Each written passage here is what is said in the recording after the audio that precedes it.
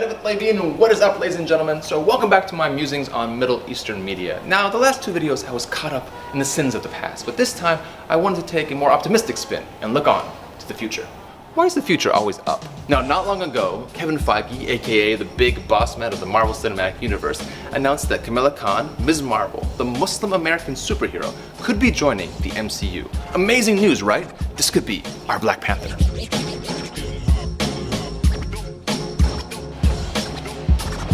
This is potentially a serious landmark moment. You could get a positive Muslim character in the mainest of the mainstream, embiggening her way onto the big screen, if you will. And if you don't get that reference, go read the comics now. Like now, I'll wait. All caught up? Great. So for those of you not in the know, Ms. Marvel, or Kamala Khan, was created in 2014 by a team that included Sana Amna and G. Willow Wilson, two Muslims who put their own reflections and perspectives into a character that has become a smash hit, a top-selling comic, and even a member of the Avengers for a while. So for someone who's only 5 years old in comic years, she's accomplished a lot. To put this in perspective, Spider-Man is 56 years old. Looking good, Spidey. Guess all that web-slinging keeps the skin tight. But hold up. Here's the issue. Pretty much no one outside the Middle East thinks being Muslim is cool these days.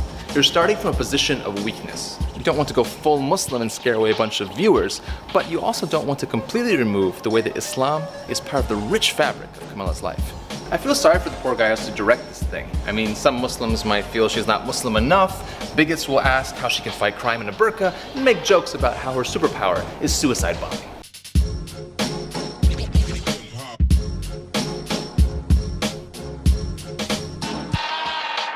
And yes, those are real comments. Thanks, Fox News community. You guys are the best. Just the best.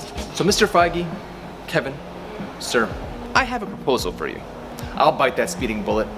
I'll jump in that vat of radioactive chemicals.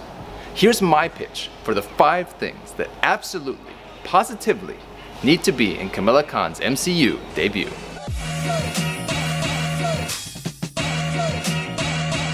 Don't neuter the Muslim references. Now, I know this part is scary.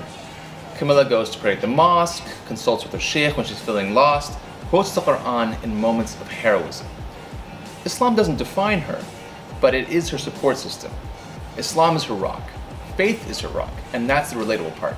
And I know it's less cool than ever before to be a person of faith, but when 80% of the world has faith, that's a pretty big audience. And of course, she's not the first comic character of faith, Daredevil being another notable one, and no one overreacts when Daredevil goes and speaks to his Catholic priest to unburden himself.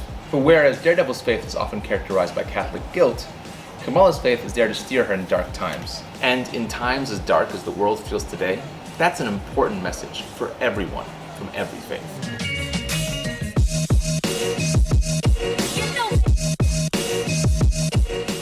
Don't do the origin story. Now, I personally grappled with this one. I mean, Kamala's a relatively new character. Her origin is hardly as ingrained in the public consciousness as Spider-Man's radioactive spider or Batman's parents getting shot.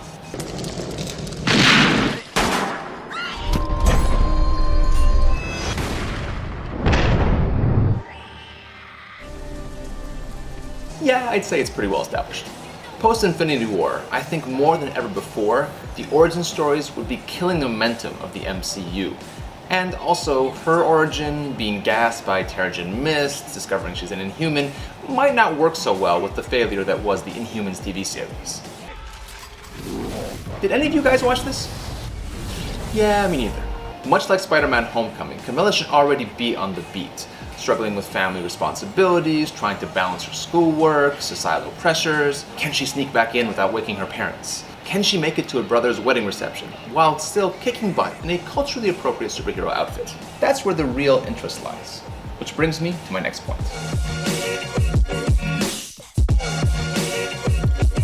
Introduce her in another Marvel film first, like Black Panther and Civil War.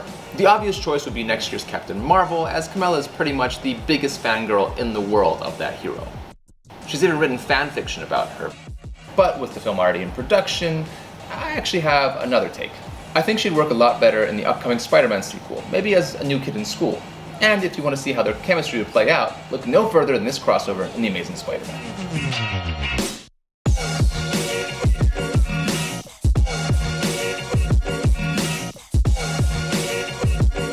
Kamala would fit far better into the angsty teen Spideyverse than Captain Marvel's sci-fi space adventure.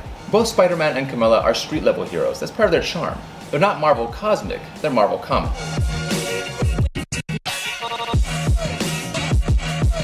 Captain Marvel should be to Kamala Khan what Iron Man is to Peter Parker. Carol Danvers, aka Captain Marvel, is the character that acts as Kamala's inspiration. I mean, she literally used her shapeshifting to turn into Ms. Marvel when she first got her powers. That's how much she wants to be here. And I think Brie Larson's Captain Marvel would be a good mentor character for Kamala. This dynamic has been used to great effect in the comics already.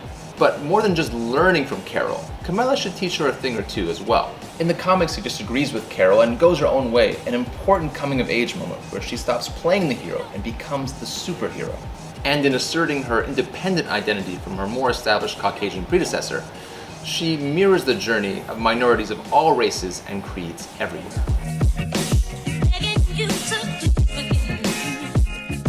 The villain needs to be the inventor, aka Thomas Edison. Now, Kamala doesn't have an expansive rogues gallery yet, but this one stands out as being so brilliantly insane in the way that only comics can be.